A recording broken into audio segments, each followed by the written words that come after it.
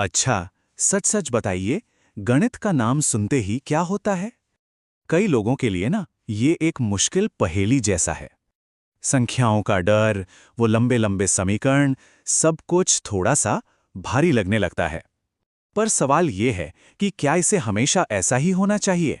बिल्कुल। और यही वो बड़ा सवाल है जिसका जवाब हम आज इस विश्लेषण में खोजने की कोशिश करेंगे। असल में होता क्या है, हमारे पारंपरिक तरीके अक्सर रटने पर बहुत ज्यादा जोर देते हैं ना। और इसी चक्कर में इस विषय की जो असली खूबसूरती है, जो इसकी सादगी है, वो कहीं खो सी जाती है। और इसके जो नतीजे हैं वो सच में चौंकाने वाले हैं।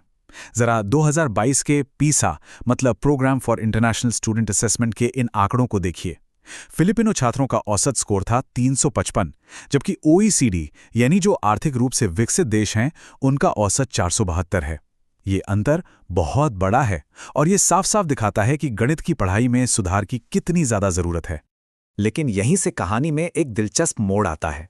हमने समस्या की तो बात कर ली, पर क्या हो अगर इसका समाधान गणित सीखने का एक ज्यादा आसान, ज्यादा सहज तरीका सदियों से हमारे पास मौजूद हो? एक ऐसा तरीका जो हजारों साल पुराना है। तो चलिए इसी प्राचीन समाधान में थोड़ा और गहरा उतरते हैं। हम बात कर रहे हैं वैदिक गणित की। ये गणित को देखने का एक बिल्कुल ही अलग नजरिया है। तो ये वैदिक गणित आखिर है क्या?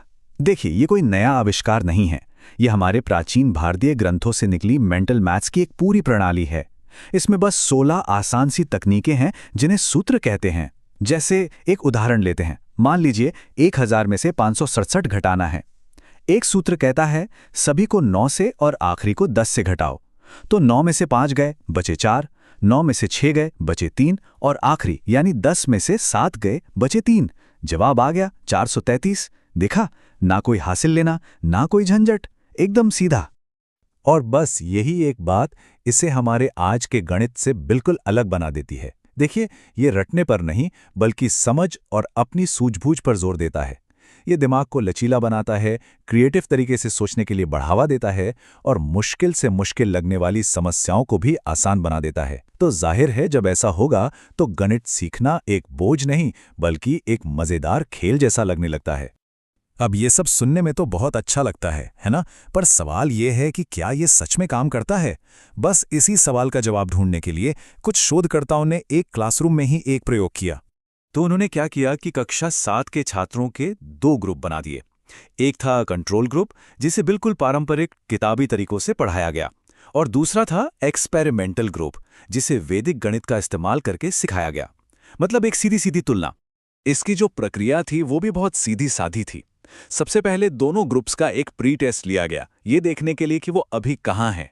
फिर 20 दिनों तक उन्हें अपने अपने तरीकों से पढ़ाया गया और आखिर में एक पोस्ट टेस्ट हुआ, ये मापने के लिए कि इन 20 दिनों में उनके कौशल और गणित से जुड़ाव में कितना बदलाव आया। तो अब आते हैं सबसे जरूरी हिस्से पर कि आखिर नतीजे क्या निकले। चलिए सबसे पहले देखते हैं कि उनके गणित के कौशल पर क्या असर पड़ा। यहाँ जो बात सबसे ज्यादा ध्यान देने वाली है वो ये कि जो कंट्रोल ग्रुप था, मतलब जो पारंपरिक तरीके से पढ़ रहा था, वो दक्षता के करीब तक ही पहुंच पाया। लेकिन जिस ग्रुप ने वैदिक गणित सीखा वो दक्ष यानी प्रोफिशिएंट के लेवल पर पहुंच गया।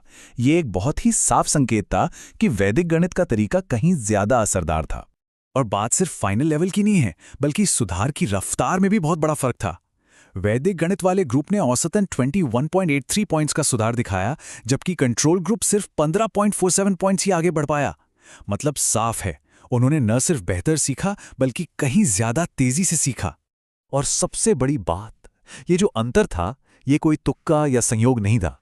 स्टडी ने सांख्यिकीय रूप से ये साबित किया कि दोनों ग्रुप्स के प्रदर्शन में एक बहुत ही महत्वपूर्ण अंतर था।